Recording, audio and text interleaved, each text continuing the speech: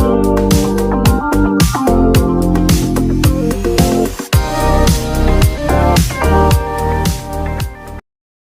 semua, salam sejahtera Malaysia, tuan-tuan dan puan-puan yang amat dihormati sekalian. Selamat datang ke channel Fels Lifestyle. Terima kasih kerana masih setia di dalam channel ini.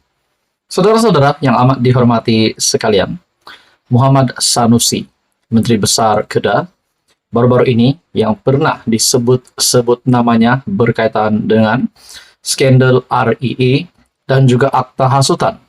Nah, hari ini saudara-saudara, dalam sebuah artikel disahkan oleh SPRM.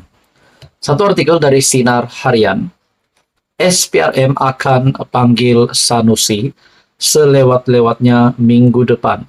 Artikel ini pada 11 September. Suruhanjaya Pencegahan Rasuah Malaysia akan memanggil Menteri Besar Kedah, Datuk Seri Muhammad Sanusi, selewat-lewatnya minggu depan bagi melengkapkan kertas siasatan berhubung isu kecurian REE, unsur nadir bumi, di Bukit Enggang, Sik, Kedah. Ketua Pesuruhjaya SPRM sendiri, Tan Sri Azam Baki, berkata, siasatan tersebut sudah berada di peringkat akhir.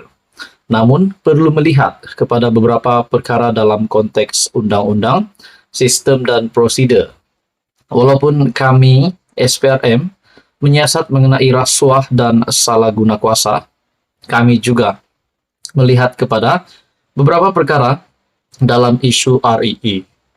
Dengan sistem dan prosedur, tugas kami adalah untuk menasihati kerajaan negeri tentang bagaimana hendak memperbetulkan keadaan. SPRM sedang menyiasat kes ini, sebab tu jadi lambat dan orang ramai bercakap kepada media. Orang ramai bercakap tentang bila nak ambil tindakan, katanya kepada media. Sinar Harian pada 9 Ogos melaporkan SPRM memperoleh keterangan baharu namun masih menangguhkan tindakan memanggil Muhammad Sanusi kerana ingin meneliti maklumat atau petunjuk baharu yang diterima.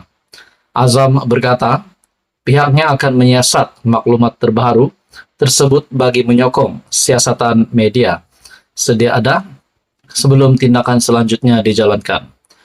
Siasatan sedia ada, maafkan saya.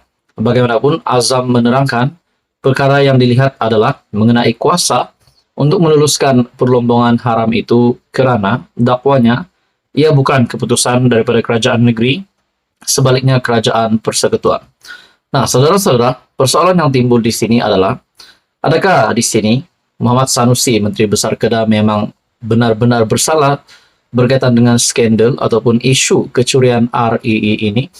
Nah, kalau benar memang Muhammad Sanusi bersalah, adakah beliau akan dikenakan tindakan undang-undang sehingga dipenjarakan? Semua itu masih menjadi persoalan. Satu artikel dari sinarharian.com, SPRM akan panggil Sanusi. Halo semua, salam sejahtera Malaysia, tuan-tuan dan puan-puan yang amat dihormati sekalian.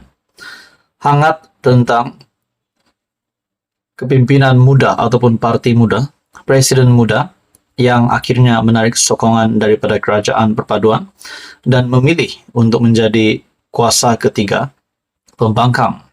Nah, tuan-tuan dan puan, satu ulasan dari Syahbudin.com yang pasti mengejutkan kepimpinan muda dan ramai.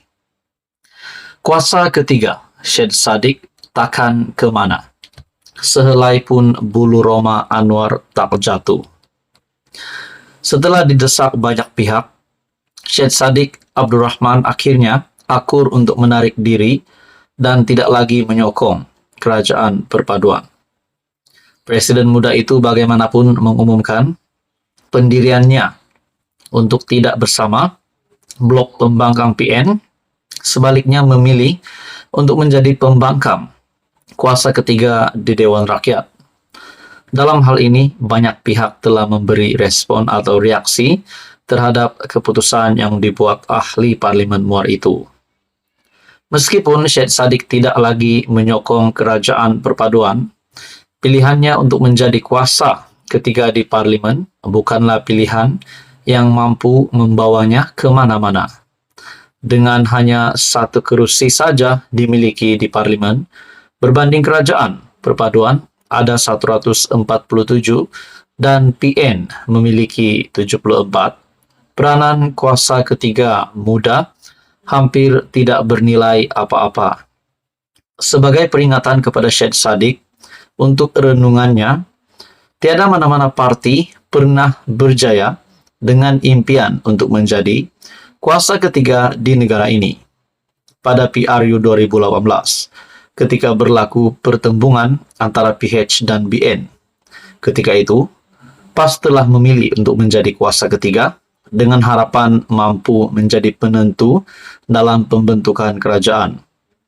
Impian PAS itu terbukti gagal di mana mereka hanya menang 18 kursi parlimen saja dan PH membentuk kerajaan tanpa pertolongan sesiapa.